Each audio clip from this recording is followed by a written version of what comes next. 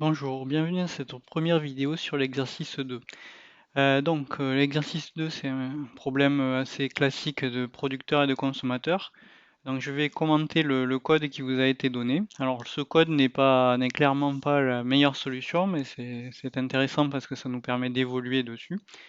Donc dans ce code-là, je vais commenter donc la classe d'abord la classe producteur. Donc la classe producteur, elle gère plusieurs choses. Elle gère tout d'abord la file de messages. Donc, entre autres choses, on a une constante ici qui est le nombre maximum de messages qu'on peut mettre dans la file. Une variable de type ArrayList, donc une liste de chaînes de caractères qui va stocker tous les messages de la file. Donc, ça, c'est ce qui concerne la file.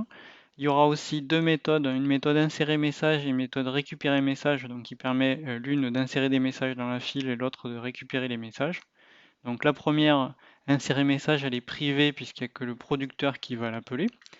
Ce qu'elle fait, c'est qu'elle vérifie d'abord que la file n'est pas pleine. Donc si la file est pleine, on va rester dans une boucle, hein. Ça pose un petit souci, mais on verra comment le résoudre par la suite. Et quand la file ne sera plus pleine, on va pouvoir aller rajouter un message dans la file, donc en faisant un message.add, donc en ajoutant dans l'array list. Et ce qu'on va ajouter, c'est une chaîne de caractères créée automatiquement à partir de la date courante. Donc c'est date, heure, minute, seconde.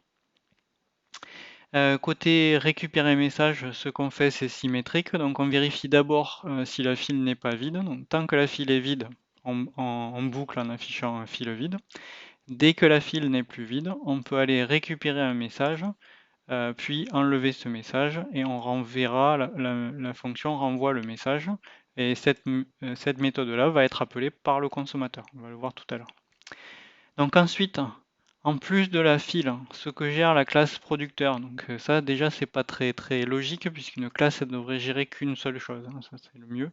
Donc ici elle gère deux choses, la file et le producteur. Donc côté producteur, on a un nombre maximum de messages que le producteur va insérer dans la file et un compteur qui permet de compter les messages. Et dans la méthode run, donc puisque le producteur est un thread, ça hérite de thread, donc il y a une méthode run qu'on a rajoutée qui sera exécutée par le thread. Et dans cette méthode-là, ce qu'on dit, c'est tant qu'on n'a pas produit tous les messages, donc tant qu'un nb message qui est initialisé au départ à 0, et on va compter jusqu'à max message, donc tant qu'on n'a pas produit tous les messages, on va insérer un message en utilisant la méthode qui est au-dessous, là, que j'ai présentée juste avant. Puis on affiche un petit message pour l'utilisateur, un println, un système out println.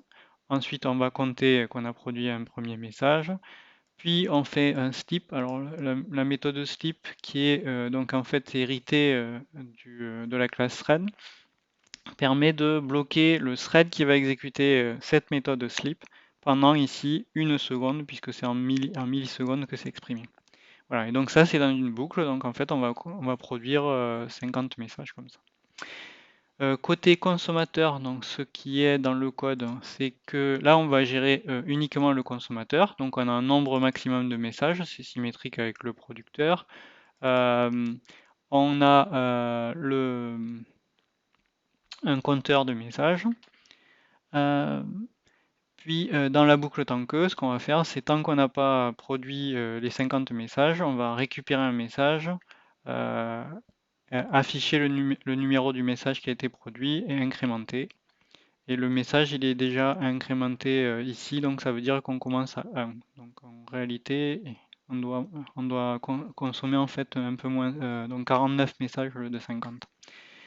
Et donc ici, il y a un slip 2000, donc ça veut dire qu'après avoir consommé le message et affiché ce message-là, et l'avoir compté, on va s'arrêter pendant 2 secondes. Voilà. Donc j'arrête pour cette petite vidéo. Je reviendrai sur une autre vidéo où on va expliquer les problèmes de synchronisation et ensuite les résoudre.